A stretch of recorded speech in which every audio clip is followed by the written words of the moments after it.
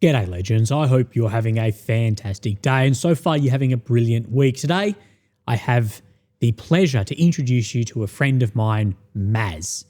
Maz is a newcomer to the channel but has been a YouTuber and an interviewer for many years. The links to his profile will be linked below.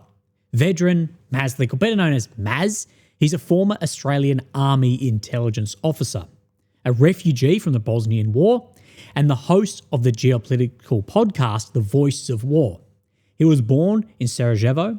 He experienced the outbreak of the Bosnian War as a child before fleeing with his family to Germany and then later migrating to Australia, where he still calls home. Maz served for 16 years in the Australian Army, including deployments to Afghanistan, Timor-Leste, and later working in international development and academia.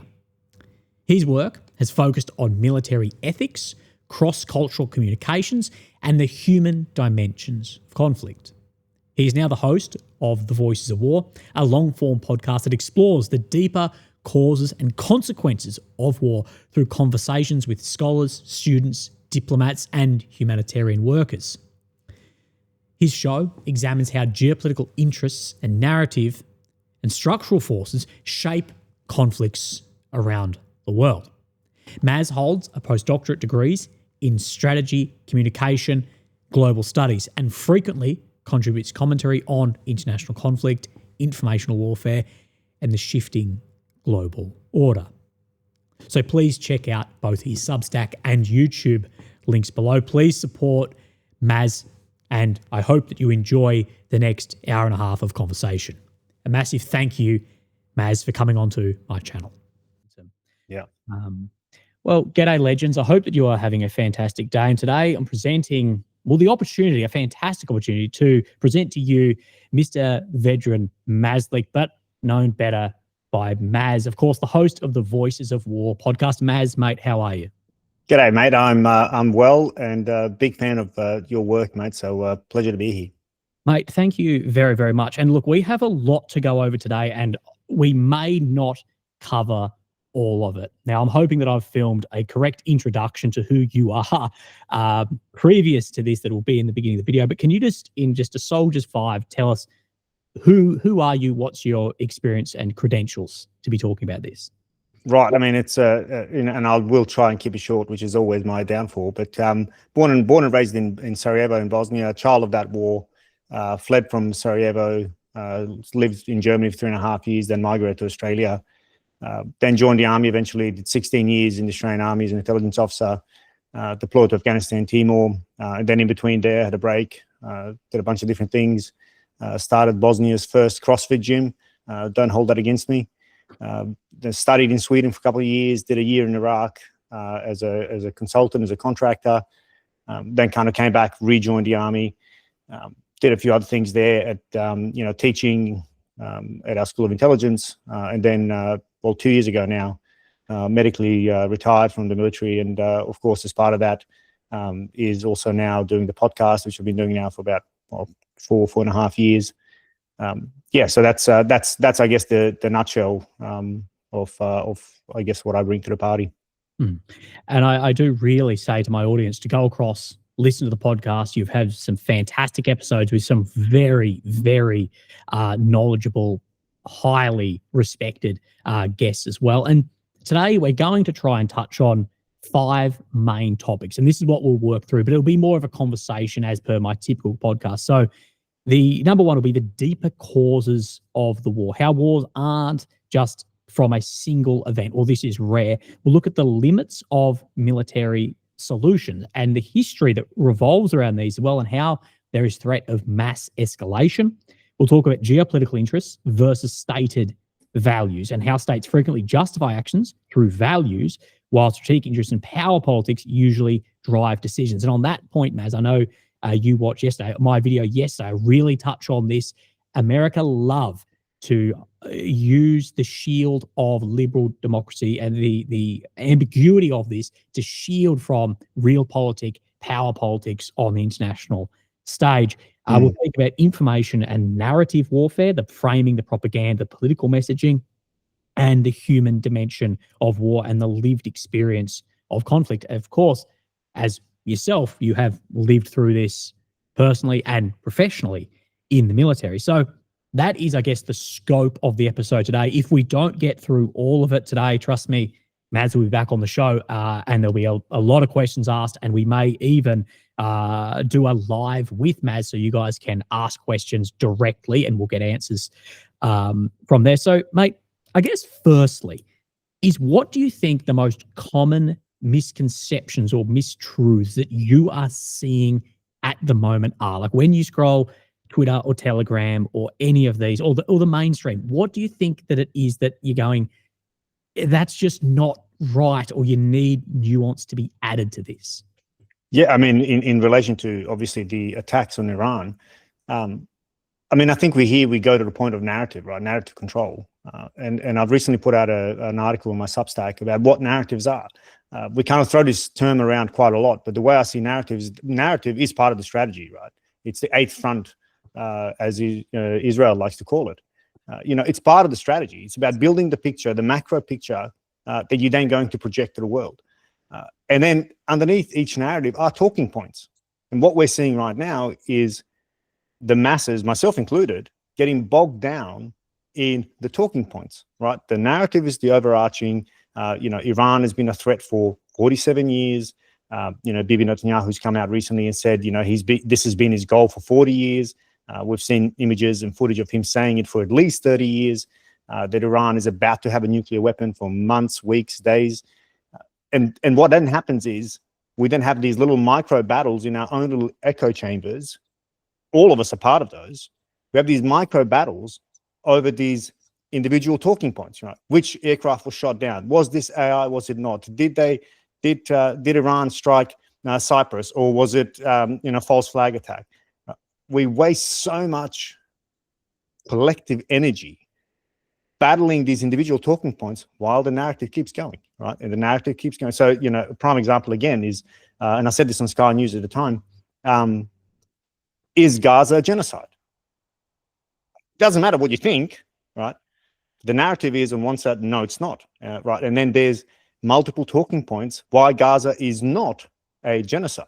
And we spend so much collective energy arguing individual points while the narrative keeps rolling, right? And people are still dying. Even today, post the peace in Gaza, right? People are dying every day. That to me is the single biggest issue that we're seeing right now, that we're losing the forest for the trees, because we're so focused on the 24-hour news cycle. And the 24-hour news cycle is, in my view, stage managed. It is absolutely void of any critical analysis of what is actually going on, what the bigger narratives are, who the bigger players are, what is the ultimate objective of this war particular, but other wars in general. There's a much bigger chessboard being played, or chess game being played on a much bigger chessboard. And that's what I think is the most dangerous right now, is that we are so bogged down in a 24-hour news cycle. And I just recently read somewhere that 80 to 90% of our day-to-day news from the mainstream media changes the next day, right? So there's a thread that, permeates over days, right? We'll see what's happening in Ukraine, we'll see what's happening in Iran, we'll see what's happening in Gaza on a daily basis, but everything else is just noise that you never see again. And therefore, it's very difficult to stay focused, to actually try and understand what is really going on in the broader sense. And we're forced to make decisions, choose allegiances, take sides based on a kind of a strategy of talking points that are constantly capturing our attention, all the while, the eighth block war is ongoing in the background and grinding and churning away.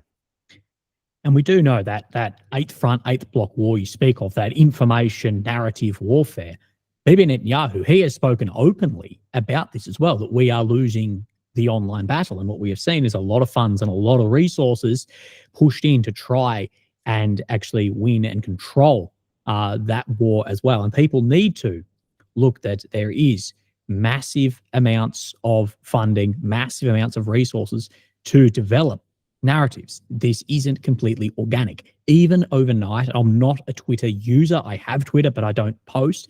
I've seen many, many people complaining that in the opening days, they saw a lot of information regarding strikes in Israel. And now that they're seeing very, very little of this, and that Elon Musk, of course, who's becoming an oligarch technocrat, in my opinion, and deep within the government, that he has full control over that algorithm, as it seems. And he may say it's freedom of speech and freedom of this, and it may well be. But at the end of the day, we wouldn't know if it wasn't. It can be programmed in the back end, and even down to algorithms that are learnt from our own behavior, that you can end up pushing yourself organically into an echo chamber, that if you only like Nick Fuentes memes on Instagram, that you will end up just in this this one-sided vision. And the media is the same. And you touch on a really good point, that they've created these silos of information in this 24-hour news cycle. And how often do you ever hear of anyone stepping back and going, well, that was incorrect? Like, we said this. But it just seems like the best way is just to move forward. It seems like if you get something wrong, don't go back and acknowledge it. Just keep moving, keep moving, and keep moving. And what I see is, it seems that the media, the new media, guys like you and I and many others, it seems like if you just keep marching forward, that it's Teflon. Nothing sticks to you. There's things people have done. I've got that should go, like, that is a huge thing. Like, this person has taken money from a foreign state as a foreigner to go and push propaganda for this country. That firstly should be investigated as an intelligence asset of a foreign nation. You should realize that you have been compromised. Your audience should also realize that you have been compromised.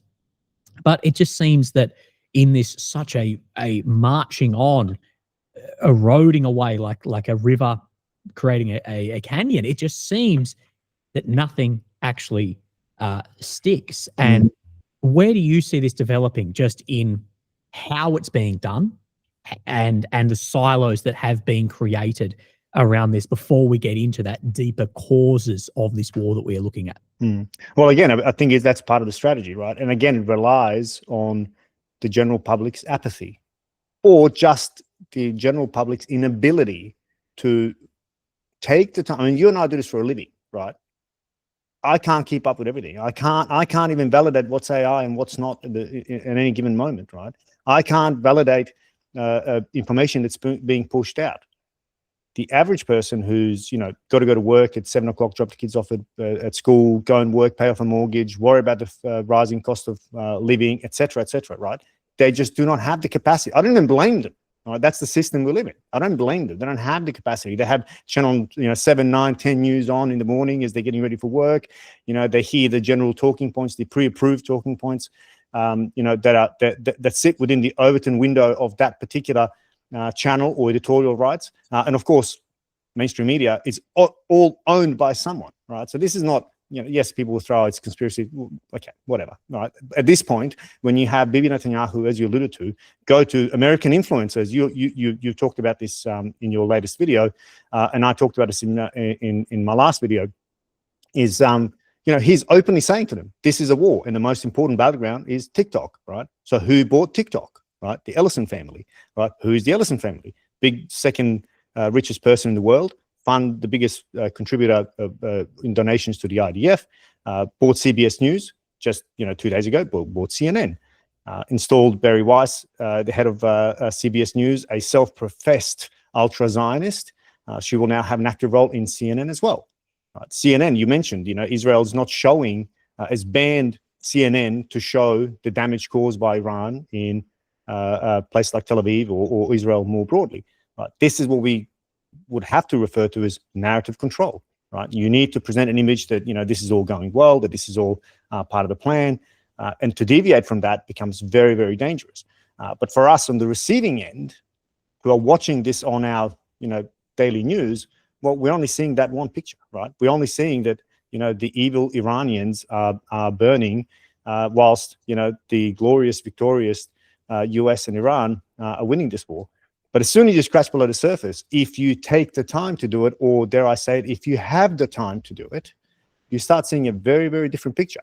And I think that's just the world we live in. And platforms like yours, which are truly helping provide a different view, not just a different view, but context. I've been accused of, being a supporter of Hamas or being a supporter of Iran. I'm starting to get sick and tired of this, to be honest with you. Where in order to want peace, you need to prepare for war. Rubbish, right? We've seen that over the last 25 odd years, none of the wars that we fought did we win. Did they bring us any good? And I interviewed Dave Cullen some time ago now on my podcast, and he says the quiet part out loud. We haven't won a war since World War II, and at some point, we should probably stop and think: in whose interests are these wars really? Who is actually dying in these wars? And what is the end state? What is the end game? Because we haven't had a clear idea on any of these wars over the past couple of decades, and certainly with this war in Iran, which many are saying World War III has already started. In my view, we are kind of very close to reaching that. So yeah, I mean that's just where we are at the moment, and I think the best we can do is try and provide some context and nuance to these discussions. Despite the fact that I quite often, and I'm keen to hear how you feel about this. Quite often I feel despaired, and I just want to kind of throw it all up and say, no, it's just not worth it, because it still doesn't seem to permeate. Yes, there's a pool of the population, but also these people are in our echo chambers, right? So people who tend to believe what you and I believe and see the world the way you and I see it, but to reach others, it's actually quite difficult, and it's very easy to lose hope, given how big the machine is that's moving ahead with all this. Mate, I completely agree that a lot of the time it does feel a little bit helpless. That you feel like, hang on, I'm viewing this, I'm trying to educate myself, and I'm trying to absolutely see the truth, add nuance to this, and it just seems that nobody cares. It's like if you look at, say, my main subject matter, and where I'd put that I am more educated than the average person around the Ukraine-Russia war and the attritional phases of warfare. I can explain using data points of, well, this is the best casualty figures we've got. These are the confirmed losses of tanks and self-propelled guns. So therefore, I'm coming to the conclusion, given this data point, historical doctrine, that Russia is currently winning this war. Now, that doesn't mean I'm in the Kremlin giving Putin a hand shandy, but it means that I'm coming to this, and that is the conclusion. And if it was Ukraine losing this many SPGs, Russia losing this many SPGs, and this of the battlefields moving in the direction X, Y, Z, I would come to the conclusion, therefore, Ukraine is winning the war.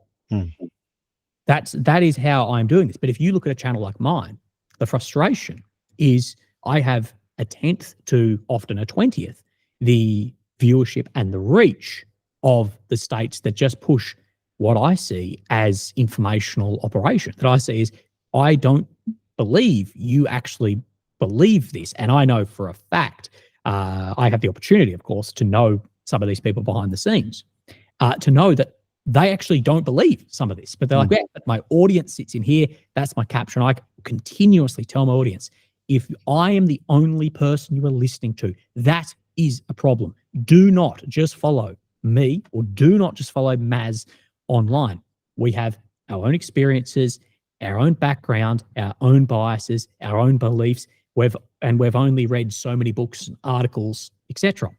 We may have a bias on things. So you need to be, this is the very Nietzschean idea of don't fear the man with many books, fear the man with one. But at the end of the day, we can't read and observe everything. So you must broaden your horizons. But as you say, people just don't have the time, and propaganda and the how popular these narratives then permeate and into the mainstream. It is demoralizing. But you and I had a discussion this morning just planning this, and I said, well, there is a silver lining, but also a concern I've got historically to this, and what this make me thinking is the silver lining with social media, as restricted as it can be, is that it has given rise to contrarian opinion away from the accepted government narrative.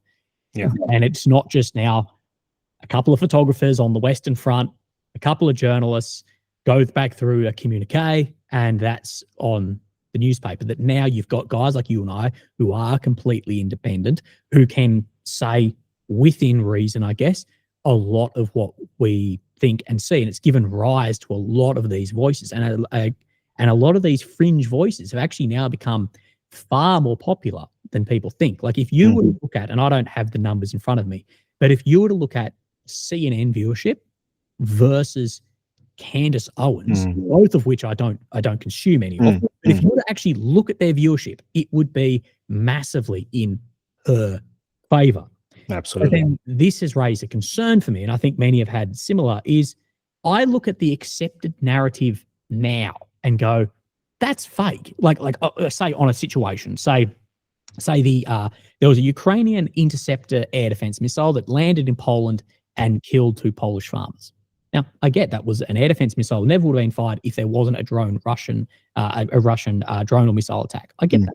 But everyone just ran with that it was a Russian missile. It was an S-300 missile. It couldn't have been, it doesn't have the range to hit there. And that was just the accepted. And it's events like this, I go, hang on.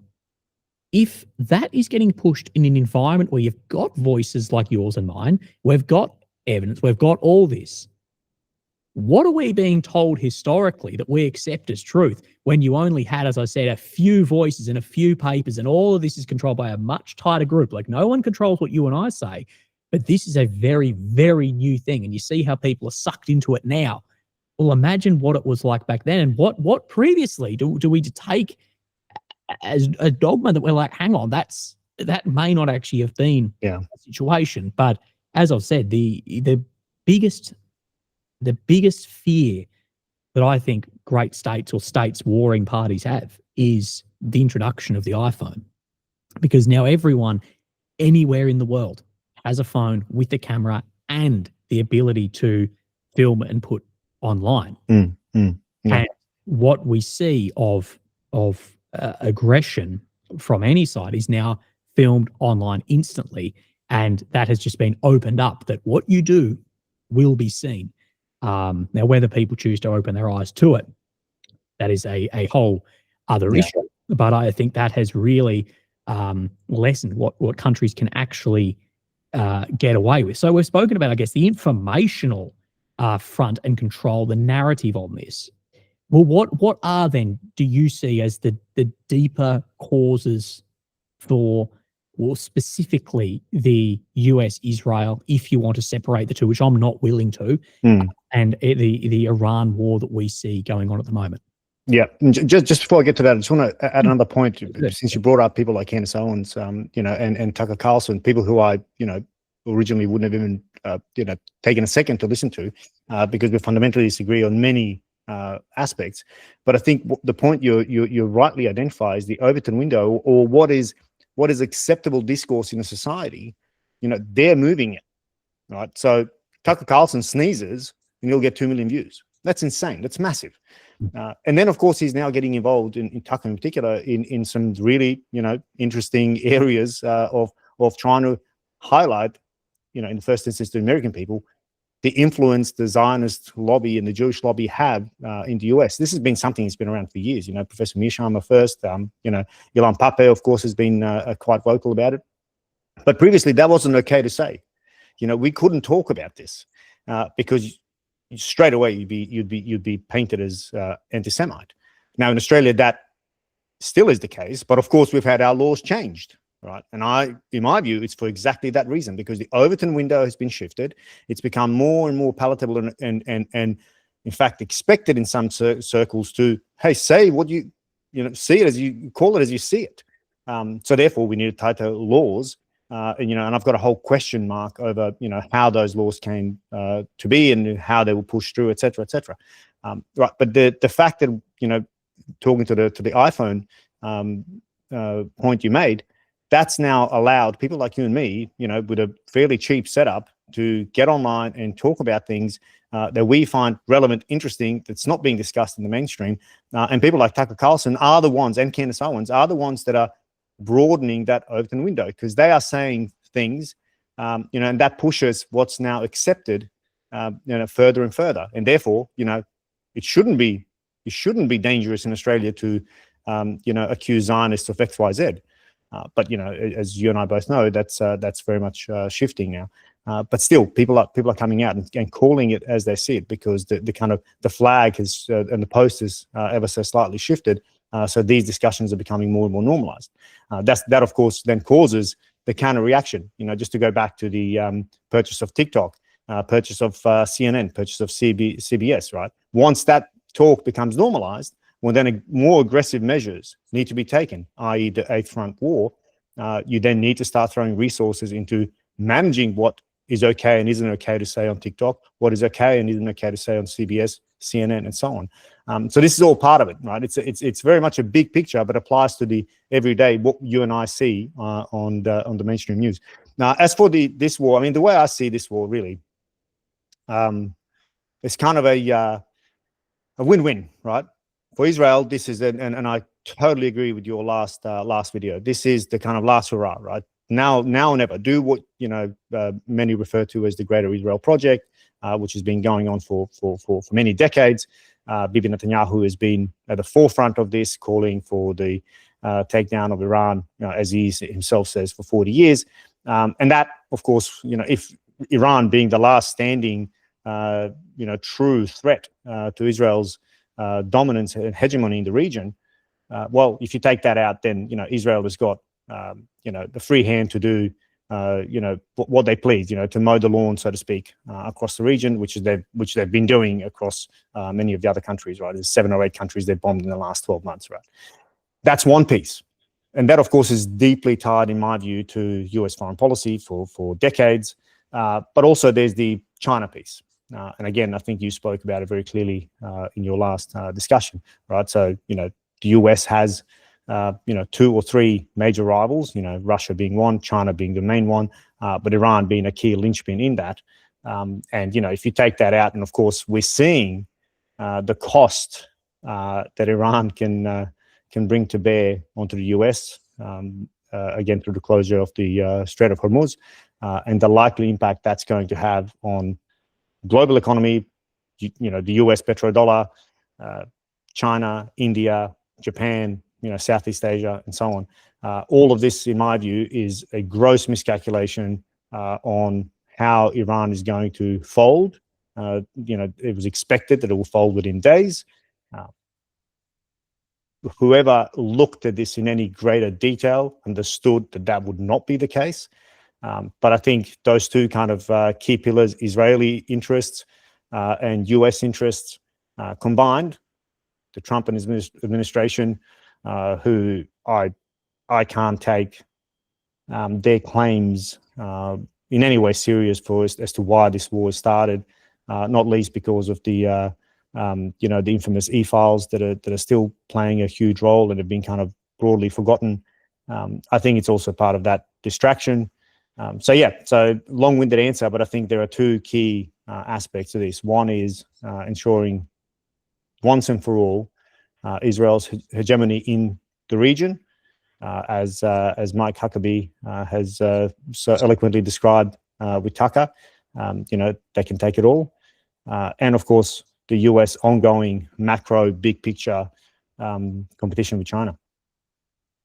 Of course, I spoke about Mr. Mike Huckabee yesterday. He's, of course, the US ambassador to Israel, or as he puts himself, he's like, well, I also need to be an Israeli ambassador back to America. And I actually believe that was a bit of a slip of the tongue around biblically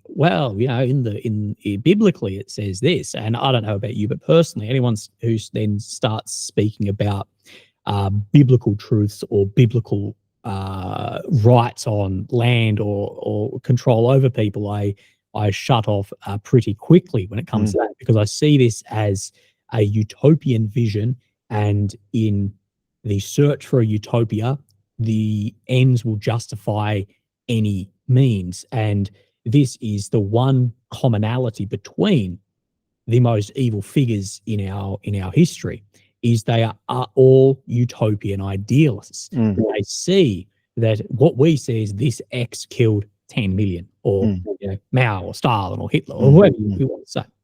What is missed in that, and what is focusing on the trees through the forests, as you say, is the one thing they have between them is that they are utopian idealists, that they believe, well, this is the ends that we want, and we will do any means will justify that, especially when it's ideological, religious, etc. And in all of this, we have, of course, Iran. And I spoke yesterday about there's this stated reasons for this versus the more realist reasons for this. And America has never, will never, and great states will never and have never gone into full-scale war on the back of moral ethics. They always do it for power, realpolitik reasons. It will be because if Germany captures France, captures Europe, then they can become a hegemon. You're not doing it just purely because, well, this person is being killed. Therefore, the UK has to come. Therefore, Americans have to come to late to the war because there may be a balancer. And as soon as the Soviets have then taken over Berlin, there's threatening for a European hegemon. So therefore, the Americans come. We must have a Cold War, etc., etc. That is it. And I often say that, and Mearsheimer and Kissinger would both agree to this, although they would disagree on a lot, that America used the ambiguity of liberal democratic defense of liberal democracy. They use the ambiguity of that to shield themselves on offensive actions. So we are doing this in defense of rather than in offense of. And the narrative around this war, and by no means am I a supporter of the radical regime that has been in place in Iran, put in place by the people of Iran. At the back end of a MI6 CIA coup, right? Like we often forget that. And why that coup? Because Iran naturalized its oil resources.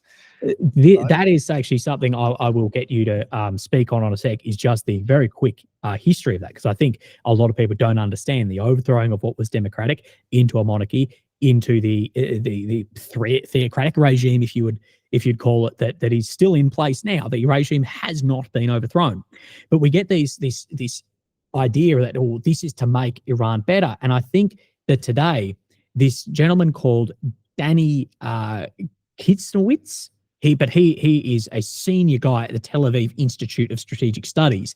He has said, quote, to the Financial Times, "If we have a coup, great. If we have people on the street, great. If we have a civil war, great. Israel couldn't care less about the future or the stability of Iran." And this is what I theorized yesterday, was the outcome where it becomes a pro-Israel, pro-American state. That'd be great for them. Or a state where it just sinks into absolute chaos and the inability to export oil, the inability to mount any real defense. It doesn't matter what happens to the people.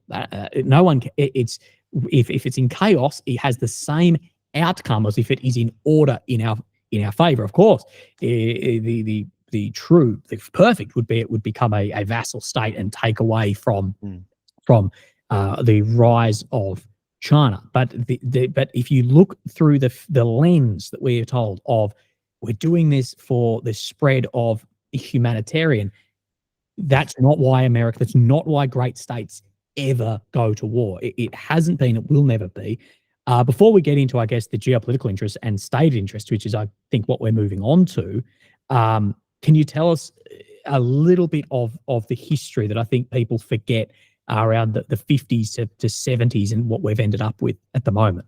Yeah, I mean, by no stretch of imagination am I an expert. I mean, I rely on much bigger experts to get my views on this. But the 1953 coup was an MI6 CIA staged coup to overthrow the democratically elected government, because, it was expected that the oil and gas that comes out of Iran is owned by the UK and the US. And of course, this is nothing new. This is what UK, US in particular, have been doing around the world, for many years. And from there on, you have basically the Shah of Iran installed, who, as I understand, ruled by a pretty, strong iron fist, a police state in many ways, which was then ultimately popularly overthrown in 1979. And we see, the Shah that comes in, the Ayatollahs come into power. Right. And of course, from then on, and I think, it won't be news to many people that US, we, the West, supported Saddam Hussein in the war against Iran for this very reason, because Iran was all of a sudden now, dare I say it, owning their own resources. And at the hands of the Iraqis, who we supported and ultimately pushed and prodded into this war, hundreds of thousands of Iranians were killed. I believe 250 to 500,000 is the stated figure on that. Right. Okay. So, but this is not context we talk about. So when Trump or anyone else comes out, this country has been calling death to America for 47 years. We just don't stop and think, okay, well, why are they doing this? What is the reason? Why did they just wake up one morning and say, we don't like America and therefore we want death to America? There's context to this that's missing. And what happens is when narratives control discussions, you're forced to take a side, especially when you don't see the other side, when the other side has been so dehumanized because they're radical Muslims, right? But forget the fact that just before you and I, got on, you had a bunch of evangelical Christians, praying with Trump because he's a messenger for God, right? Literally before you and I came on this, I just saw that make the rounds. Like, they are extremists on both sides. Some of them wear suits and they speak our language. But on the other side, you look different, they speak different, and it's much easier to then therefore dehumanize. And that's ultimately what's been happening with Iran. Again, I have no love for the Iranian regime, absolutely none, right? None. But one of the things that we know from human behavior is when you threaten a group, that group galvanizes. And it's fantastic work by a psychologist, Michelle Gelfond. I don't know if you've come across her work. Tight cultures, loose cultures. And she talks about how cultures tighten and become more conservative when they're under threat. And you see this everywhere, right? You see Ukraine, right? What it meant to be Ukrainian was very different in January 22 to what it was in March 22, right? Post the invasion, Ukrainian identity galvanized, the kind of nationalistic sense of self became a lot stronger. The same has been happening in Iran for 47, 50 years, right? Because of the external pressures over decades. And again, I'm not trying to make out Iran as the good guys here. I'm not. This is action reaction that goes on here. The problem is we only hear their action. We don't hear our actions. We don't hear what US, Israel, UK, etc. have done in Iran to undermine that country, right? And all for the reasons of, whatever, oil, gas, power and influence. We don't talk about that. That's the context that's missing. And I think that's what we're now seeing. Iran has become more and more radical, more and more fundamentalist, because that's one way you control a society. And that happens everywhere. We're seeing that kind of tightening of norms, even in countries like Australia, right? Where religious identity is becoming more and more prominent. It's become much more palatable to speak religion, to talk about religion, to talk about going back to church, to go pray in the mosque or whatever, right? This is identities galvanizing around what they know, their worldview. In times of uncertainty, in times of pressure, these things strengthen.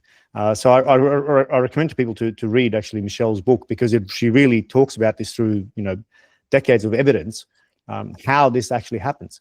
So it's no surprise, in my view at least, that Iran has become so autocratic, authoritarian, kind of religiously focused, because that gives you clear rules for the society as to how to function. This is the same with your Talibans and your ISISes, your Al-Qaedas, etc. All of those are fundamentally governed by strict norms presented by a higher being, which you cannot ultimately dispute, argue yes or no against, and therefore it forces people to be much more compliant when you're under threat. We're seeing the same, this is the well-known rally around the flag effect, right? When a nation is under attack, it rallies together. Now, Iran arguably has been under attack for a long time, just like they've attacked for a long time. And this is all the important context. But when it's couched as, the evil Iranian regime that's been trying to get a nuclear weapon, sure, yes, they have. They have, no dispute. But they've also openly said, and by the Ayatollah himself, a fatwa, that they will not have a nuclear weapon. They've openly stated that their building and enrichment of uranium has been a bargaining chip, because they wanted the US and Israel to come to the negotiating table. In 2015, a deal was negotiated. That deal worked. despite accusations and leaks of, you know, them still building something in the back. Sure, in fact, I don't know, but I wouldn't be surprised if they were. But then I also put myself in their shoes and go, well, it's not like you're dealing with, you know, people who are acting in good faith, i.e., Iran and Israel and US. Yeah, you need some insurances, just like, you know, Israel has insurances. It's got up to, 200 nukes that they officially don't have, or they haven't disclosed. They've got no, they're not party to the non-proliferation treaty. They don't have any IAEA inspectors in there. At some point, we need to stop and go, okay, there's good and bad on both sides, but the way this war is presented is somehow justified because Iran has been planning to build a nuke for the past 40 years. For me, it just doesn't hold water anymore. And that's, unfortunately, that's where we're at.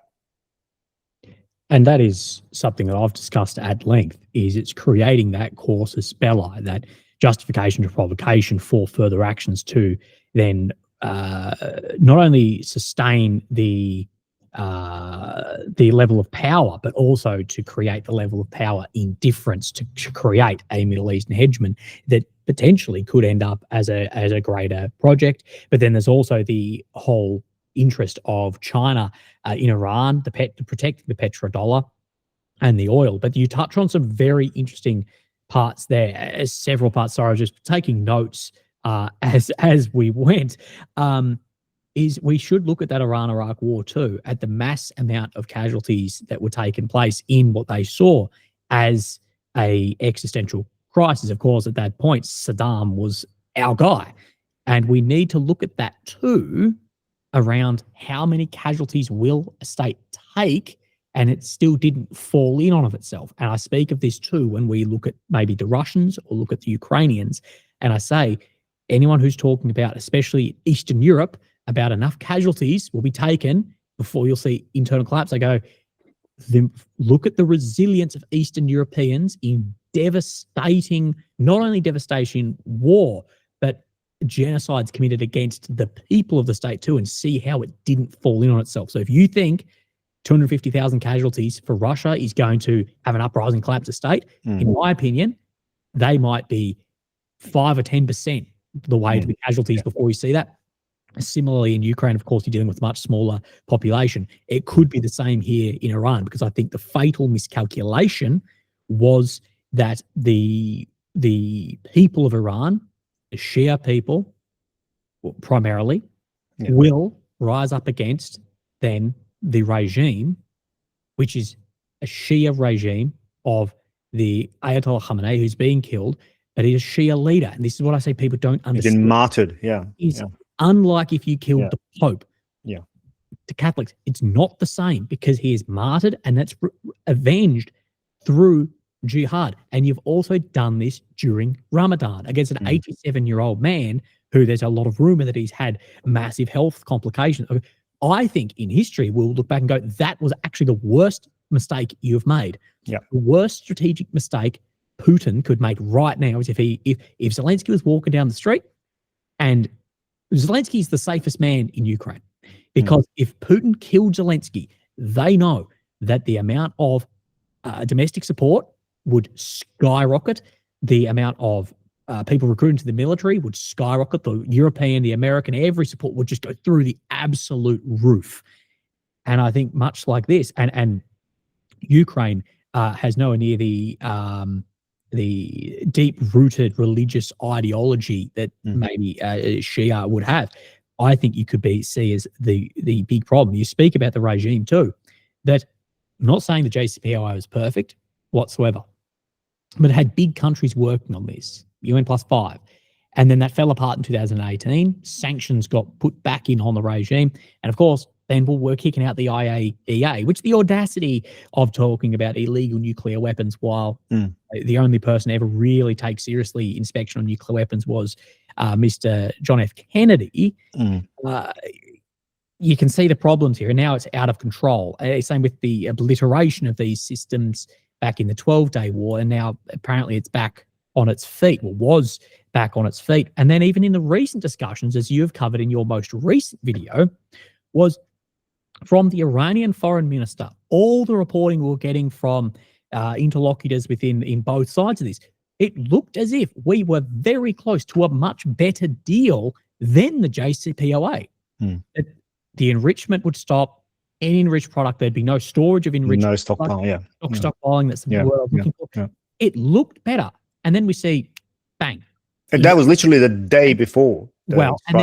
And then Rubio had a slip of the tongue. Marco Rubio, the Secretary of State, he said, and he walked back on this, but I'm thinking, bullshit, it's because you've been reamed behind closed doors, was, well, Israel's going to attack anyway. Yeah. And if we didn't go with them, we would have had we would have had to absorb large hits, which is true. That is correct.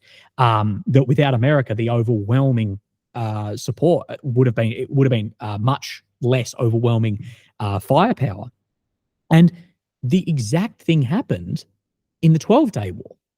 It was heading into, I believe, the 8th, correct me if I'm wrong on any of this, the 8th round of negotiations. In the days prior, Putin, who of course is trying to open up a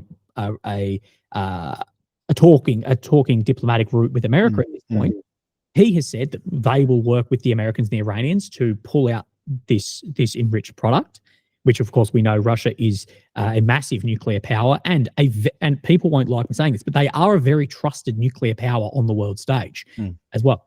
They've got several thousand bombs and they've never fired them. Yeah. They use it a lot for a deterrence to flex and to saber rattle, but they've never actually dropped them either. Same with nuclear technology, etc. That Putin was willing to work with. He has, of course, a functional relationship with the Ayatollah. We had a working relationship with Khamenei.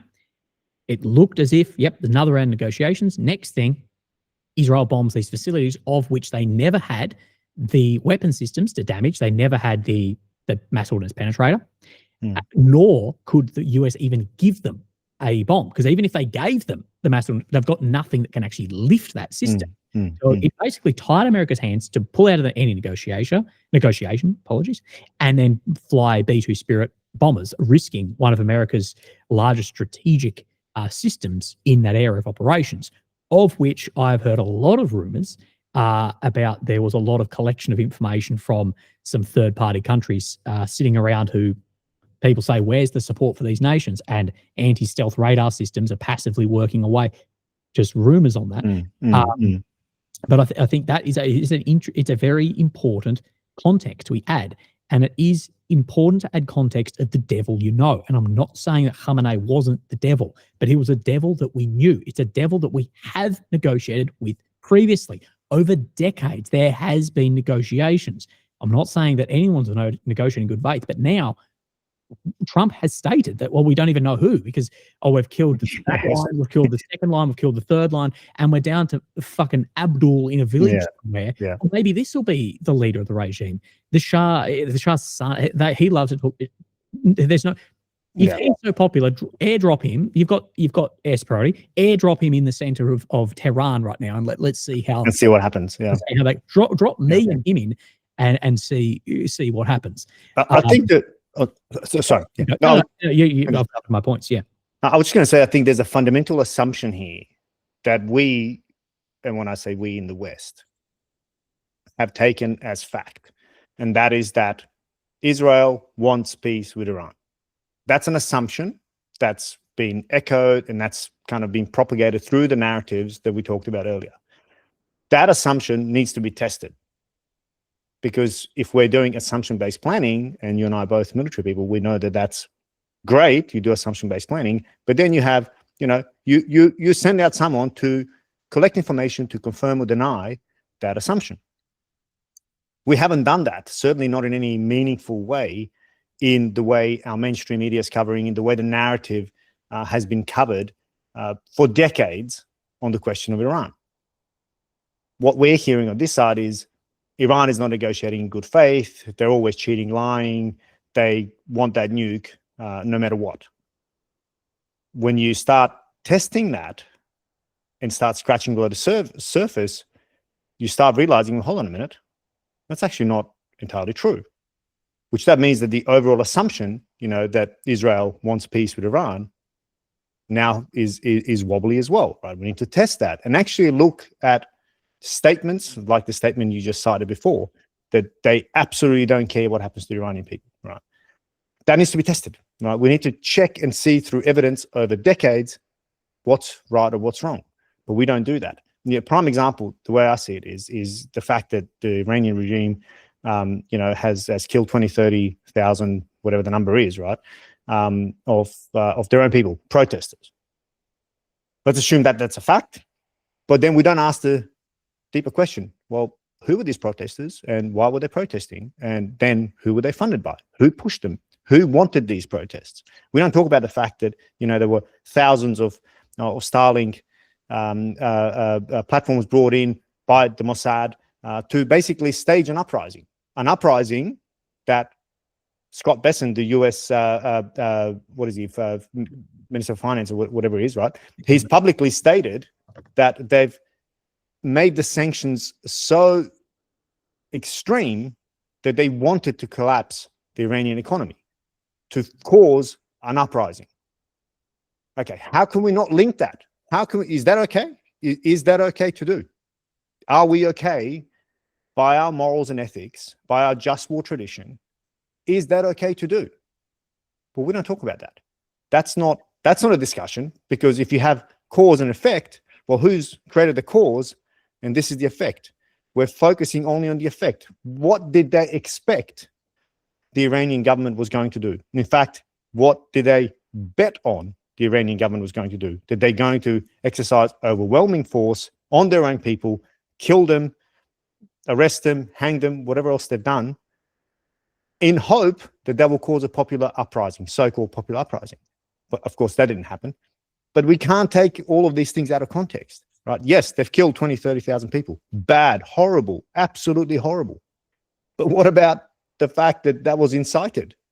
That's just as bad and horrible, if not worse, knowing what the end state is, knowing that you're going to kill innocent people, some of them probably not innocent, because there was, as you've probably been tracking as well, they've killed stacks of police officers. They were burning mosques. Now, why would popular national uprising go and burn mosques? Why would that happen? That just doesn't make sense. Why would you destroy Iranian cultural artifacts? That just doesn't make sense. If you want peace and stability for your country, that's not what you would do. So it begs the question, well, why was that done? To incite greater resistance, greater tensions inside that country. And then, of course, as you were alluding to, that gives you the casus belli to then go and attack that country under the auspice of saving the Iranian people, really? And we see how that's working out, right? Again, we're not talking about the 100 or so schoolgirls that were killed in a primary school. Imagine if that was the other way around. Imagine if that was if Iran had bombed a primary school and there were 100 young girls killed. Imagine what would be on our mainstream media. Right? This is the problem, right? That we do not, and it's even hard for me to remain in a cohesive train of thought, because there's just so much information, so many angles, and so much nuance and density and complexity to this, that and yet we are forced to take a side. We are forced to make a stand. And I think that's long term it bodes bad for everyone. Well, that goes back, your last point there, to something you and I discussed this morning around when things are so overwhelming. And of course, I spend 12 hours a day looking at this, and I can't even get my head around a lot of it, is you go back to tribalism. You go back to tribes. You go back to, and this is why we see these lines in the sand of I am a conservative, or I am a progressive, I am left, I am right, I'm Democrat, I'm Republican, Liberal, Labor, etc. And of course, many others. And I think that MAGA, Trumpism, has become its own ideology in of itself, that people cement into this, and it is, I'm with the tribe no matter what. That the Trump derangement syndrome, there is TDS, but then there's also Trump utopian syndrome too, that it's anything on this side, it's anything he does is bad. He could cure cancer and it would be bad, but on this side he could do anything and it'd be good. And I say those are both as lethal as each other in your own informational thinking. Absolutely. I want to touch on a lot of what you said there to do with these massive casualties. We see this when I analyze the Ukraine-Russia war and the Israel-Gaza war, Palestine war. One of the best bits of writing I've ever had the pleasure to read was by a German company, I believe, that was called The Inequality of Compassion and the Hierarchy of Human Suffering. And what it said was, at the end of the day, these are civilians here and civilians there. But we do see when a bomb hits over here, all the European leaders are outraged. When a bomb hits over here, no one cares less. And there is no care of it. Yeah. If you actually look at the casualty rates for missile strategic strikes in Ukraine, Russia are exceptionally low for this size and scale of war. Exceptionally low. If you look at it in Gaza, it's exceptionally high. Now, we know there are battlefield elements that do skew these reasons, much larger battlefields, saturation of forces, etc. But let's look at, say, that Hamas fire a rocket out of a humanitarian zone and you hit this with a missile and you kill X amount of people. And this isn't a singular time this has happened. Imagine if then Russia did this in Ukraine to the same extent. Now, I'm not saying that Russia has not targeted civilian areas. There's absolutely been that. And there's been CIVCAS, and every single CIVCAS is a massive wrongdoing. But I remember on Easter, there was a military parade up in the northeast of the country that I believe killed around 15 to 20 civilians, and killed a Ukrainian leader of the missile corps. So the NCV rate, the non-combatant casualty value, was about 15-1, which sits well within a lot of military doctrine. I'm not saying it's right. It's a horrible thing. That is it. We've seen a strike in Beirut, of which was carried out with an NCV rate of closer to 300-1, and we've consistently seen an operating of 100-1. I remember a bit of a funny was I was actually coming out of my brain surgery, and I was coming off the oh my God, what is it? The knock you out. The anesthesia. Off the anesthesia. Yeah. And my one of my doctors asked me, I know you report about this. What do you see the difference between this and that? And I came out with sort of in this state. I said, well, the Ukrainians are lucky that they're white Europeans, or else they would get nowhere near the support of anyone else. And that is rough. And I'm not saying they shouldn't get support and refugee status, et cetera, but it is also very true. Look at the compassion towards Gaza, look at the compassion towards, and again, you and I hold no candle for the regime in Iran, but there's also 90 million Iranians who are getting cut off from the world currently also. You look at the uprisings across the world too. It's also shown us too why states, you will never get rid of nuclear weapons. This is cemented to every leader why nuclear weapons are so important. And I said this over a number of years, that the way the world is moving is not non-proliferation, it's mass proliferation.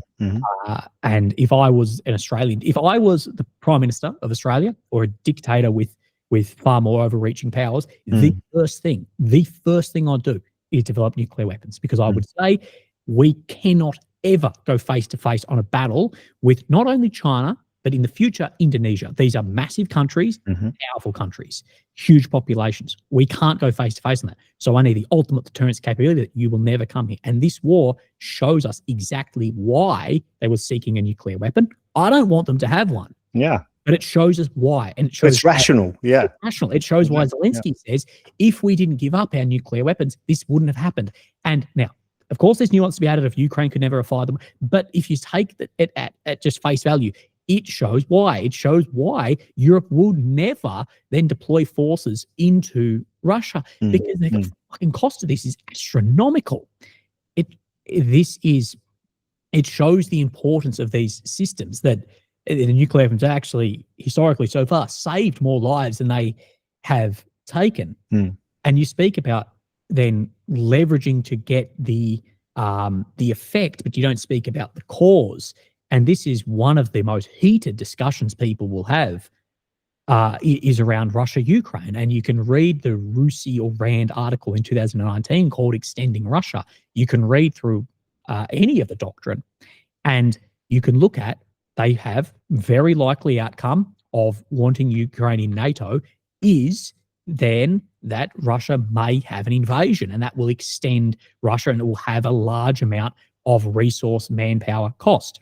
Now, I can understand Ukraine as a sovereign independent nation should choose their own security apparatus. I agree with that, and I don't think Russia was justified on the invasion. But people knew this could have been a byproduct of it, and no one was surprised. No one was surprised who knew what they're on about when war began. So this goes into cause, effect, and you need to not only understand these, but then go, well, what is the end state? And this is what I see of this popular uprising in Iran. If we had the end state of we're fueling a popular uprising, we're helping push that along, we're picking at that thread, we're delivering Starlink, MI6 and Mossad and CIA, we're working in here because what we are going to do is we are actually going to follow this through to an end state. And this is going to free 90 million people from radicalism. If that was the objective here, was the best for the people, then I think many people could get on board and you could justify it. But as we see, as per Mr. Kacinowicz's statement, is we don't care if there's a coup, we don't care if there's people, we don't care if there's civil war, we couldn't care less about the future, we couldn't, or the stability that if we create, whether we create chaos, whether we create a pro-us government, the outcome for us is the same. The country's being devastated and destroyed. Well, smite the Amalek again, as Bibi has again said about Iran as well as Gaza. And again, sorry to just jump in there. One of the things that just want to pick up on a point. One of the things that we forget is that when we change how we fight our wars, the enemy will too, whoever the enemy might be. But again, we don't talk about that. We just talk about the Iranians bombing civilian targets. We don't talk about Tehran, downtown Tehran, being decimated. Right, with a change of tactics, much like Gaza, right? Mass destruction, right? Mass casualties. What do you expect the Iranians to do? Or when the US hits a Iranian vessel in international waters, which apparently, and I haven't been able to corroborate it, but apparently was unarmed. Some are saying it was not okay, but they don't save the sailors that they've just bombed. They just float away. What do you expect Iran to do now? What do you expect? Of course, they are not going to now comply with any rules, norms, and therefore they will start that. That's why they're now using more and more cluster bombs. Again, just before we came on, right now there's cluster bombing of Tel Aviv. But they're the bad guys? Sure, yeah, they're the bad guys. But we cannot stand here and say that we, whoever this collective we, the West, or US, Israel, can we not look at ourselves in the mirror and actually acknowledge what's happening? And this goes to that tribalism point you brought up earlier. In most of my time in intelligence, I was a source operator, so human intelligence. Right? And there's a very famous kind of a saying that we use: like people, like people. Right? In other words, if I look like you, if I talk like you, if I have the same pain points, same fears, same anxieties, then you and I are more likely to get along. Then you look at somebody like Bibi Netanyahu. He doesn't just speak English; he speaks American. MIT trained. He fluent. He speaks better American than most Americans do. Right? Straight away, there's that semblance. You look like me, and the same applies for us in Australia. Right? He wears a suit. He speaks English fluently. We automatically, subconsciously develop an affinity to those types of people. And of course, our own biases, our own confirmation biases, positivity biases start playing in hand, right? We identify with that person more than we do with the Ayatollah, right? Who doesn't speak English, certainly not publicly, and superimpose over the top of that the entire 2-3 decades of kind of this, fighting in Muslim countries and the kind of anti-Islam sentiment. It becomes much, much easier to non-consciously see one as the good guy and the other as the bad guy, which is this kind of tribalism, slowly kind of, and therefore it's much easier to then start swallowing the talking points of this overarching narrative that you're being fed. And never do you even let the other side permeate. We started off with kind of social media and technology, right? Especially when you're in your echo chamber, you're only getting more and more radical views of your already adopted position.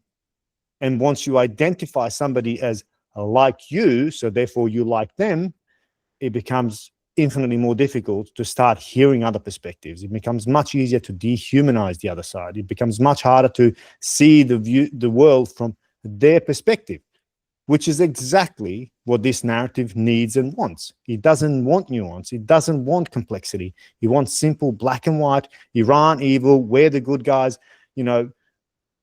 for God we go, and these fundamental extremists over there declaring a fatwa, right? Which most people don't even know what it is, right? They just hear this, nasty Islamic word, etc., right? That all feeds into the kind of the simplicity of how all this plays out, right? And then you see our own government just kind of side with that narrative. Why? Probably because they have to in some shape or form, which I just don't understand. I do not understand Elbow's tweet 3 hours after the attacks, declaring support. I do not understand Penny Wong's position on the legality of the war, that it is up to the US and Israel to explain why it's legal. Australia was one of the founders of the United Nations post-World War II. We were one of the biggest proponents of the just war tradition, of the responsibility to protect. And now we're saying it's okay because, well, they told us it's legal.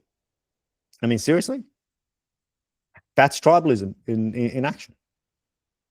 You touch on a lot. Yes, sorry, mate. Yeah, I apologize because I'm kind of... I'm taking notes because it's incredibly important stuff, and you're a brilliant orator. It's very funny to see Albanese's, our Prime Minister's support of this, because we know he was vehemently outspoken in his youth against then these wars in the Middle East. And we've seen a large shift on this now that he is the Prime Minister.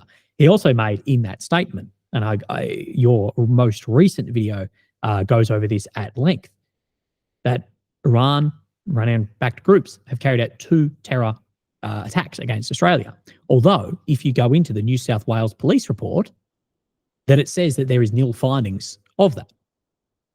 As well as we know that that ASIO, our domestic intelligence agency, had a meeting with President Herzog, Israel president, when he arrived in Australia for apparently a symbolic visit. You touch on all of this, and people, please go and watch your most recent video. It'll be, your profile will be linked below, but people go and watch that. But you go into something that I think is very interesting, something I've found, is the want to oversimplify. If you oversimplify something, you can then more easily create, as Walter Lippmann would put it, a pseudo environment. That within this very simple environment, you can easily create this good, this bad, X, Y. And one of the main things you see is when people try and add nuance and explain and try to break apart that simplification, that they will get pegged as pro this, pro that, and extremist, etc. And this is one of the main things I see is a really effective tool of propaganda is simplify it. Simplify it into a 200-character Twitter post. Don't read a book on, don't read The Guns of August about the beginning of World War I that is 800-page or whatever it is. No. Read this happened, good, bad, power. Here's a short on it. Yeah. Here's a short on it instead of looking into the history, all this. And I think that is purposely done, is to go down to, because within this environment, this is true. That's the pseudo environment, is you only allow facts that fit your narrative within this. But just on that, if I can just jump in, because I think that there's a really important point here about kind of what we're being told publicly, and then what Strikeforce Pearl, the very body designed to investigate, and in this instance, 14 alleged anti-Semitic attacks. I don't know if they can make it any more plain and clear. Nil evidence found that it has anything to do with Iran or Iran-backed groups. I don't know if you can make that any more clear. What I do not understand is the jump between that from the strike force, who we've absolutely asked to investigate this, to our political narratives, right? It's exactly the same thing as having the IAEA, the body responsible to oversee nuclear facilities and so on, time and time again coming and saying Iran is complying, but on the global stage, you have a completely different narrative. Right? It's exactly the same thing. It's a complete disconnect between the bodies that are responsible for investigating certain things, i.e. established for that very purpose, and how that morphs and shifts. In fact, it doesn't morph and shift. It is completely opposite to what is being told to us in the public domain. It's the same with the ICC. The ICC exists for a reason, right? Credible accusations against Netanyahu and a bunch of his fellow genociders. Totally different to, the global, certainly the Western reaction to, say, Putin going for the ICC. Right? At some point, we need to look at ourselves in the mirror individually and go, well, what is my ethics? What are my morals? What do I actually believe in? Because if you're just choosing to look away against the very products of the post-World War II era in order to support a camp, now traditionally, look, I'll be honest. I'm traditionally center-left, right? But right now, I cannot, in my good conscience, consider voting for Labor. I just cannot. I really cannot, because that is not in line with my values. Absolutely not. And that's the problem here, that we are completely disconnecting our social narratives, our social discourse, from what we would traditionally consider to be evidence, fact, reality. And it is now just about these narratives and tribalism and your camp. And if you are not in your camp, and if you're not waving your camp's flag, well, therefore you are now the enemy, right? You need to be censored, you need to be closed down, etc., etc. That is dangerous in a society like Australia, which is, for most viewers, might be a surprise. We are 31% overseas born. If you include one parent, that's more than 50% of us are born overseas. That is, a dangerous mix once the quality of life that we enjoy starts deteriorating. Well, that is, to me, the exact definition of becoming a total democracy. That we are democratic, but there's an accepted narrative. And if you're not part of that, you're an enemy to the state. I can't remember the guy, Mark B. Smith. There's a book called The Russia Anxiety up there.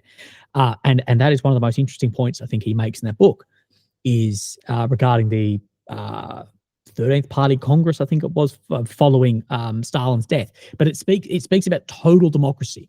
That, and I see this bleeding into the West, is it's democratic. You can believe whatever you want, but if it's outside of the state-approved truth, you are the enemy. And you see this especially in where I look, because I don't focus domestic. I focus more European, Russia, Ukraine.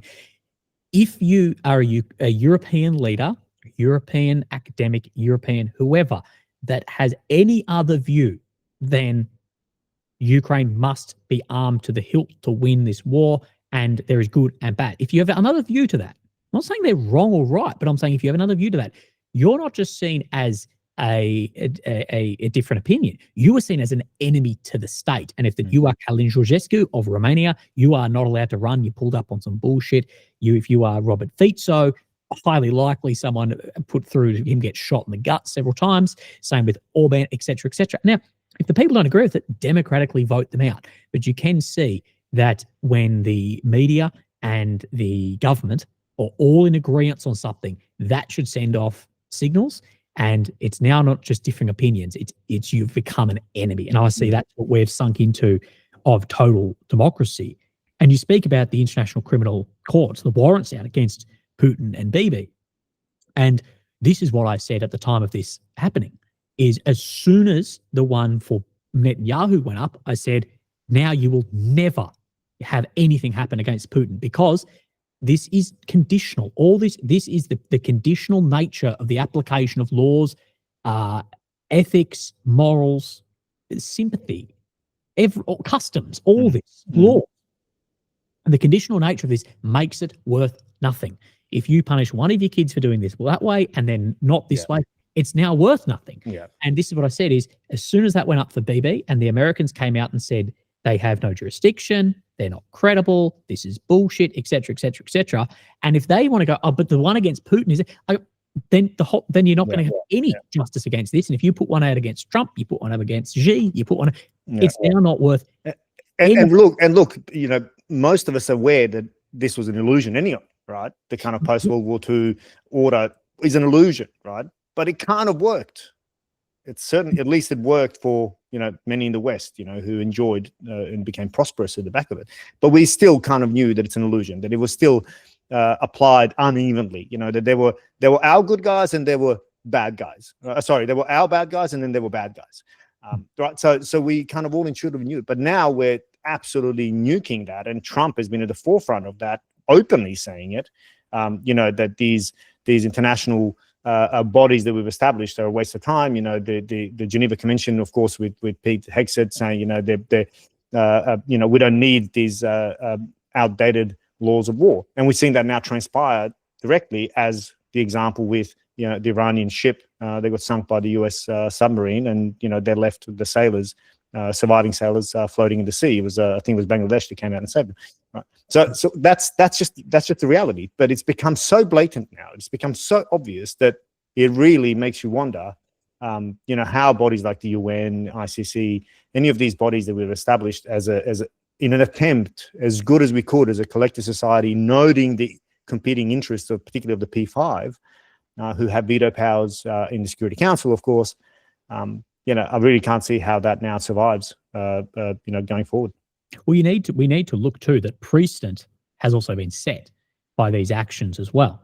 And if you are another great state power looking across, you're going, well, okay, that's how you act as supposedly the just rules-based order states. Well, what precedent does that set to us? This ship. Now, I'm not saying it wasn't a military target, but it was invited by India to participate in a military exercise. Modi and Netanyahu were meeting last week. The ship was on its way back, supposedly unarmed, in international waters, and got torpedoed. And then the sailors left to die. Now, it's a military. It is a military ship. It's a naval ship. But this is the part of, if you're going to throw it out, the baby in the bathwater goes with it. And I'll touch on a few things here. With that, like ICC, the credibility of the UN, the Security Council, all of this is where I see that China is gaining the most amount of power. I see China is, and you can't measure this, it's not measurable. The amount of soft power credibility that they are gaining at the moment is, in my opinion, astronomical. What I'll ask people to do is go on to the Munich Security Conference website, read the statement by Secretary of State Marco Rubio, read then the statement or the keynote speech by Minister of Foreign Affairs, Mr. Wang Yi from China, you know, equivalent roles somewhat. What you will read through that is you will see that Rubio will speak about things like the climate cult, as I believe he puts it, how the UN's a waste of time, how everyone's using them, you know, return to power politics, et cetera, a hierarchy, all of this. What you will then read is, if you read Wang Yi, will speak about that the UN is a problem. It's not working, but we must fix it, because the only way small middle states can have any say is through this system. That they want to reinforce that system. They want to make it a credible system, and they're agreeing that it's not. But Wang Yi, to quote him, says we can't return to the rule of the jungle or the law of the jungle, which what he's meaning is whoever has the bigger hammer fucking wins. And you know what that means a lot? If Estonia said that, it would mean nothing. If Eswatini said that, it would mean nothing. But when you have the other hyper great state power saying that, that means a lot. If you are Indonesia, or you are a state, a middling state, say, to potentially become a large state, looking between, well, where do we tie relation in the beginning, in our future, to China or to America as these developing poles or nodes, I should say, in a multi-nodal world. I think Mr. Chaz Freeman speaks well that it's not going to be a pole; it'll be more of a node of power control. That people go, well, it seems like there's an adult in the room, and one that just is obsessed with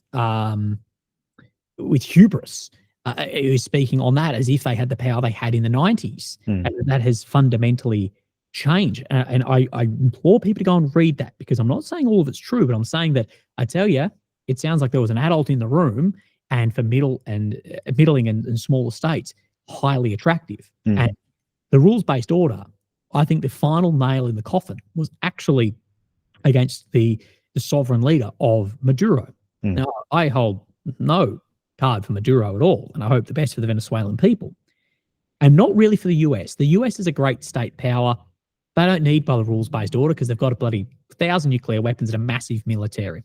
They can sort of go by the laws of the jungle as China can. But was the European states, that was obviously outside of the laws, the norms, the rules, the spirit of the law, whatever you want to call it. It was obviously outside of that. And none of them came out and said this was wrong. Even if MERS or Palace or any of these said it wasn't legal, but we can see why it happened, that would have saved whatever scraps were left. But by not, what I think it did was it completely threw it out. And the reason I say this is very dangerous for those states is if you are a middling state who doesn't have the ability to project mass power or defense mass power, therefore institutions, rules, spirits, that is actually far more important to you. The institutions, the apparatuses are less important to the most powerful states within them than to the middle states. And this is what I'll say about NATO, the NATO states, is NATO is the least important to America, Germany, and Turkey. That's who the least important to. But if you are Lithuania, Estonia, etc., that is exceptionally important to you. And what is protecting you is the rules-based norm. Because if you go back to the law of the jungle, well, fucking strap in. You're going to get eaten. Yeah. You are going to get eaten. And if we make that, if you're a small power, not speaking about this, even if you're just doing it as an information, very, very important. And go back to actually something you said, that in the intelligence community, the saying of like people, like people. I think there's a couple of examples we can see in this, and a couple of questions I think the audience can think through. And what I've said previously is we are in the West, obviously politically on the side of Ukraine, and that Russia is seen as the enemy, okay? And what I've said is, to sort of cement what you've said, if Ukraine did to Moscow or to St. Petersburg what Israel has done to Gaza, we would step in and say no to Zelensky doing that. Absolutely. If that was that amount of civilian suffering and bombing on an enemy that has attacked a state, if that had happened though against then Russia, that is the point, that they wouldn't let that occur. And this is where many have theorized why an atomic weapon was easier to drop on Japan than it was on Germany. And I just wanted to add that as something that I think the audience, they may disagree with me, but I think that's a very interesting. I mean, it's reality. It's reality. You and I are realists. I think that's where we sit when we're not sitting in this. We're not just subscribing to an ideology. And you say that I couldn't vote for Labor, which is our centre left wing party, or becoming probably further left wing party. Australia, we have two left-wing parties. We have a centre-left and a far-left party. One, of course, poses ostensibly as right-wing, and they're not whatsoever. And more people get pushed to the fringe. And the pushing to the fringe can have incredible outcomes. Incredibly bad outcomes. Yeah, exactly. Yeah. Incredibly bad outcomes. So I was just going to add one point on the China piece, because. Sorry. Yeah, I was going to say, especially just to quickly add, is especially when you have a credibility and institution crisis and people on the fringe. What I tell people again and again and again: look at the Weimar period in Germany, and then look at modernity bureaucracy leading into the legalization, the systemization, and dehumanization of the Holocaust. Look at those two things. Look at things that are happening at the moment, and if you're not concerned, you bloody should be. Yeah, see the parallels. I mean, and I've written about that on my Substack as well, about the Balkans as well. You know, how does it happen that overnight, people who lived next to each other, you know, for decades, can kill each other in the most gruesome of ways, right? And that's all part of it, right? It's part of this kind of narrative identity. When your survival rests and relies on that oftentimes imposed identity on you, things can get very ugly very quickly. But I just want to make one point on the China piece. You brought up the foreign minister's speech in Munich. China has now, in my view, is in the best position it's been in a long time, barring the fact that, the way I hear it or the way I read it is that the oil is still going from Iran to China through Hormuz, right? So they're not that affected just yet, but I'm sure they will be long term. But they can actually adopt the high ground now quite easily because they don't have to do anything for the US/West to eat itself. You brought up the European leaders. Some of them now taken, certainly Starmer has, and Carney has taken a more firm position as to not supporting this war militarily. But you brought up the example of Merz, right? Who's, a week prior was in China, espousing the international rules-based order. We need to return to that. Then, a couple of days ago, in relation to the attacks, he expressed his support. Then he was at the White House expressing support, and in the White House expressing support against tariffs on Spain, the country that publicly came out and said and kicked out US aircraft from Spanish territory. So you have this obvious tension in Europe and European leaders where they know they have to appease Trump, not least because of Ukraine, to retain some support for Ukraine.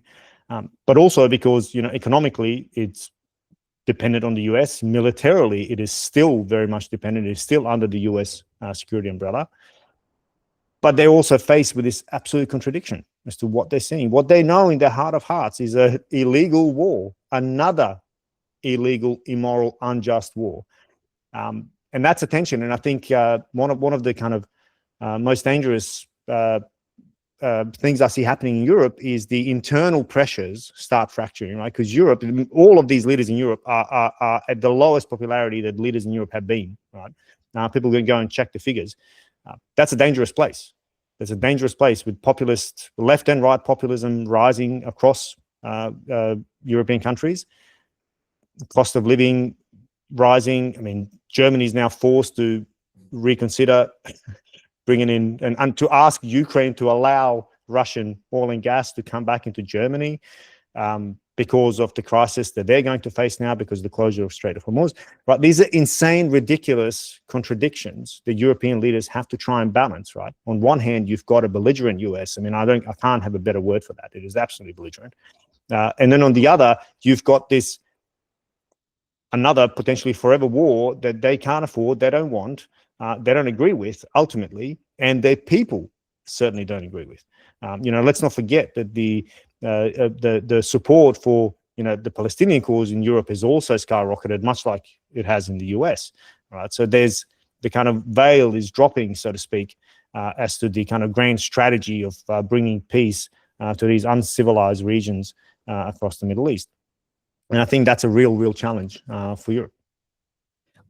Absolutely it is. And what we see is we see Canada, we see the UK signing deals with China, with another hyperpower, because that, if people know about power balancing against the US power. And this is what I've spoken about, of regardless of what you think ethically or morally about Germany shutting down Russian energy, it has made them less sovereign because they've become completely reliant on Strait of Hormuz being open and on American deliveries. And taking out that pillar of Russia, it has actually made it more, it can increase the impact of this. And I think Russia is the one who's getting most of the benefit of this, of very little support to Iran, losing a functional partner. When people say a strategic ally, that's incorrect. It's not a strategic ally to the same degree as anywhere near like Belarus or anywhere near the relationship into NATO countries, but a functional partner, I'll call it a functional partner, often a very dysfunctional partner as well. When people say strategic ally, well, if it was a strategic ally, Iran wouldn't have to develop a nuclear enrichment program, develop a bomb. They would just get given or have a stationed weapon system like Belarus. That's why I bring that example. And we need to look at that strategic versus functional partner, bet on China. This is the China do nothing win strategy. It appears to be, let's just sit back and watch this all go to shit. And hold the moral high ground, right? And China has put out overnight, I haven't read to completion of this, the Ministry of Foreign Affairs put out that they are willing to mediate a settlement to this. Therefore, they're taking the moral high ground, trying to be the adult in the room. Yeah. And of course, they are highly strategically thinking, but how does the rest of the world see this? Yeah. And there's certain things too, long term, around the reliance on oil and gas is plummeting. In some states who are moving to a more renewable strategy. There's large reserves. And in all of this, as we've sort of stated, that there is an absolute the real reasons is to try and remain the petrodollar dominance and the drill baby drill, because if America can get at its oil, but also so can Russia. And Russia has a economic balance sheet that they are relying on Urals crude being at $56 for the year. So an average of $56, which was above previous to this. But at the last time I checked, it was $71. So it's end of waste money. I haven't looked at the gas, but the gas price in the UK was over 40%. Jet fuel yesterday went up 140%. This is hugely, hugely impactful and permanent. I think there's permanent impact that draws states away. And one thing we have done, and the precedent has been set, is, especially in Ukraine, Russia, is delivery of weapon systems, delivery of ISR that is lethal.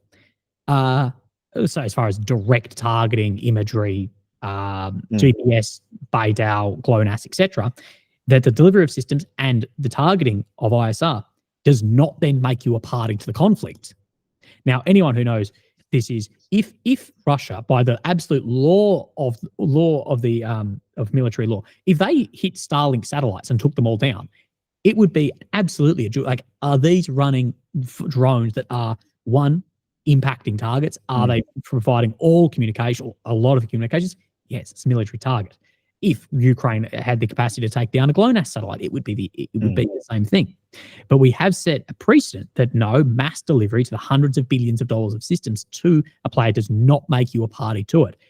I tell you, strap in for other states who may go, okay, then, well, if we deliver to Iran at some point when the air defense is massively depleted, 100 hypersonic anti-ship missiles, I tell you, that changes a lot of the capacity in these regions. I'm not saying that will happen. It doesn't seem to be in China's very passive long-term strategic level thinking. We do need to take on notice. It's a real risk, yeah. It's a real risk that countries are looking at this. They're observing precedents, and they may not all be in the same basket, and they look upon war in a more holistic sense. Yeah. Mate, I've thoroughly enjoyed our conversation, and I know that we could continue on, but as I said offline to you, I don't want to get it all done in one episode because people will tune out after 30 minutes and then won't listen. But is there anything in this that you think we haven't covered that is very important, that is burning? No, mate, I think this was great. And my apologies to your audience as well. It's a little bit hard to retain a single train of thought when there's so much going on. And we did cover a lot, and we touched on many other points, and I really do look forward to doing it again with you sometimes. Mate, you did a fantastic job. Just some housekeeping then. What was that book that you said by the female psychologist? Let me just look it up so I give you the right name. Michelle Gelfond. Okay, here it is. Rule Makers, Rule Breakers. Rule Makers and Rule Breakers, right. Yep. And she's, by Michelle Gelfond.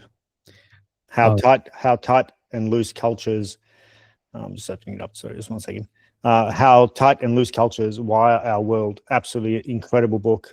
She's been a long sought out target of mine for the podcast, and we had it booked in a few times, and it keeps it for. So there's somebody I'm still looking forward to interviewing for my own show. Highly recommend it, because I think it also, for a country like Australia, I think it really adds context, to our own culture wars and the dangers of inflaming these. That in my view, again, coming from Bosnia, where your ethnicity mattered so much, in a country like Australia, where so many of us are born overseas and call this place home. I think it's important that we pay attention to how we manage our own kind of domestic narratives across all these different cultural contexts. And even, I haven't read the book, but even down to strategic bombing has the exact opposite effect of breaking a population. It cements the population. The Brits knew this. The Germans knew this. The Russian strategic campaign into Kyiv has shown this. The Ukrainian bombing into Moscow has shown this.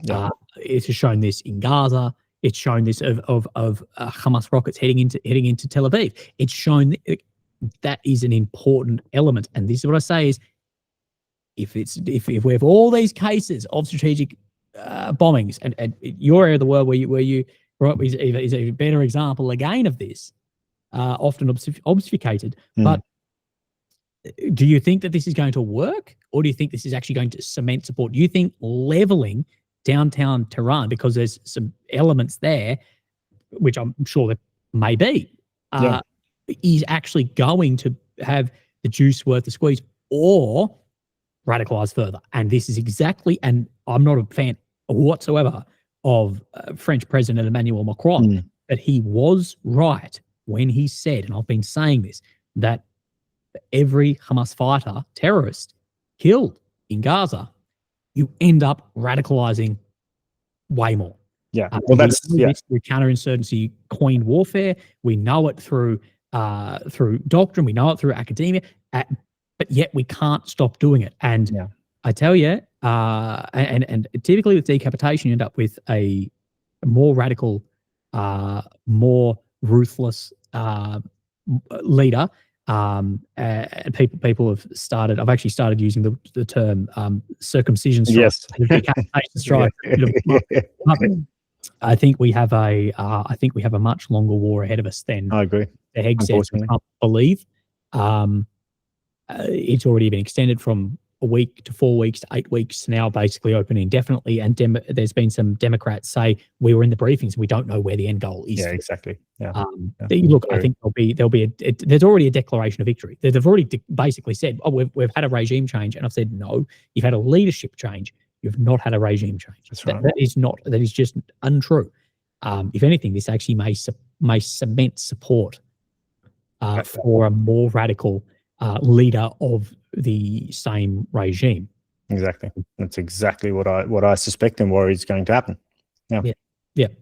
But as per we said from that Tel Aviv Institute of Strategic Studies, well, we don't care as long as it breaks apart the state into chaos. So therefore, there's no threat to dominance of the region.